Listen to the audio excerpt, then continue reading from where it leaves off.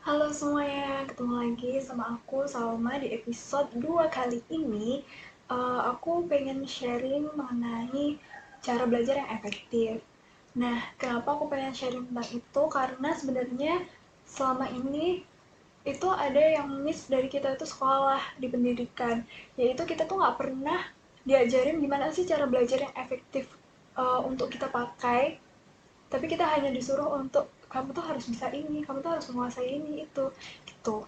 Jadi sharing mengenai cara belajar yang efektif ini aku dapat dari aku ikut beberapa seminar, dari buku dan juga dari jurnal.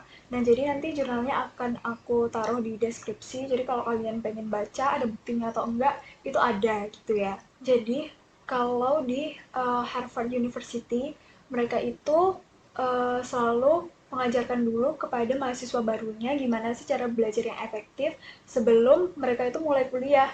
Jadi itu mereka diajarkan gimana caranya untuk belajar sebelum mereka disuruh belajar, kayak gitu.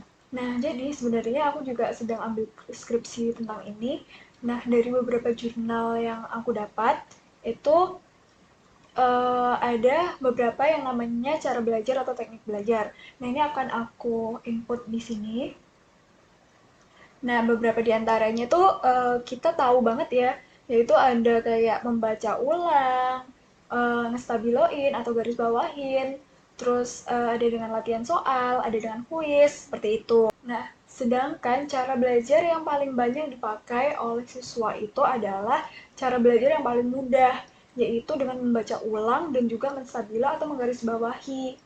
Padahal cara belajar yang paling efektif itu bukan itu. Bahkan yang aku sebutin tadi itu yang paling disukai adalah cara belajar yang paling tidak efektif. Sedangkan yang efektif itu adalah cara belajar yaitu practice testing atau juga distributed testing. Nah, itu yang dimaksudkan testing di sini atau practice testing di sini itu adalah cara belajar dengan kayak latihan soal, dengan pakai kuis, dengan flashcard seperti itu. Karena cara belajar practice testing itu lebih sulit daripada cara belajar yang lain. Karena lebih sulit dan membutuhkan keaktifan lebih dari kita, juga membutuhkan effort otak kita untuk berpikir, makanya itu menjadi cara belajar yang efektif. Intinya itu adalah cara belajar yang membutuhkan effort paling kuat dari otak kita adalah cara belajar yang paling efektif. Padahal kita tuh sering kan sebelum masuk perguruan tinggi selalu di latihan soal berkali-kali. Nah itu sama aja kayak gitu sebenarnya. Nah, penelitian yang banyak mengenai cara belajar yang efektif ini kebanyakan itu mereka itu ke pelajaran yang hafalan gitu loh. Jadi kayak pembelajaran bahasa gitu-gitu. Penelitian itu banyak di situ. Padahal tuh sebenarnya itu tuh bisa diterapin di berbagai yang lainnya. Cuman belum banyak penelitian yang ada. Nah, sebenarnya padahal kita tahu kan itu tuh lebih efektif, tapi memang nggak semua hal di pendidikan itu bisa mengakomodasi itu gitu. Jadi tetap aja masih banyak dari kita yang pakai cara belajar yang tidak efektif. Nah, selain itu ada alasan kedua kenapa orang itu cenderung memakai cara belajar yang tidak efektif. Karena cara belajar yang tidak efektif itu cenderung lebih mudah dilakukan. Nah, kemudahan yang saat dilakukan ketika kita belajar itu tuh menimbulkan ilusi di otak kita bahwa kita itu sudah memahami dengan baik gitu. Nah, kemudahan yang datang dari ilusi itu tuh menyebabkan retensi memorinya itu jadi pendek gitu. Makanya banyak kan orang yang ngeluh kayak, hah, pelajaran sebulan yang lalu udah lupa. Ya karena seperti itu, karena memang ada ilusi yang datang ke otak kita ketika kita tuh belajar dengan mudah itu.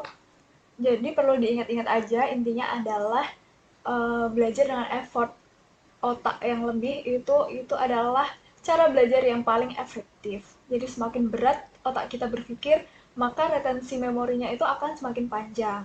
Nah, kenapa sih aku pengen speak up tentang cara belajar yang efektif ini? Karena sebenarnya tuh efeknya itu beruntun gitu loh. Dengan cara belajar yang efektif, otomatis retensi memorinya kan semakin panjang tuh. Dengan retensi memori yang semakin panjang, otomatis sumber daya manusianya itu akan semakin baik gitu loh. Ketika setelah pendidikan lalu bekerja, itu tuh akan lebih baik. Nah, yang kedua adalah dengan belajar yang efektif, maka eh, orang tuh tidak perlu mengulang-ulang belajarnya. Dan sekali belajar itu bisa menimbulkan retensi yang panjang itu tadi, maka waktu yang diperlukan untuk belajar satu hal itu semakin sedikit. Nah, dengan gitu, kesempatan kita untuk belajar hal yang lain itu tuh akan bertambah gitu. Padahal kita tahu kan hidup ini nggak cuma tentang pendidikan aja, kita tetap perlu belajar yang lain. Nah, makanya itu em, kita harus berusaha untuk belajar dengan efektif itu tadi. Nah, poin penting selanjutnya adalah belajar dengan pengulangan itu akan lebih baik. Jadi misalnya eh, tadi practice testing kita lakuin seminggu itu udah. Nah, seminggu lagi kita lakuin lagi sampai mungkin masa belajar yang tentang itu selesai. Nah, itu juga akan meningkatkan retensi dengan lebih baik lagi. Nah, aku rasa untuk bahasan kali ini cukup sampai sini aja. Mungkin kalian bisa baca lebih tentang ini.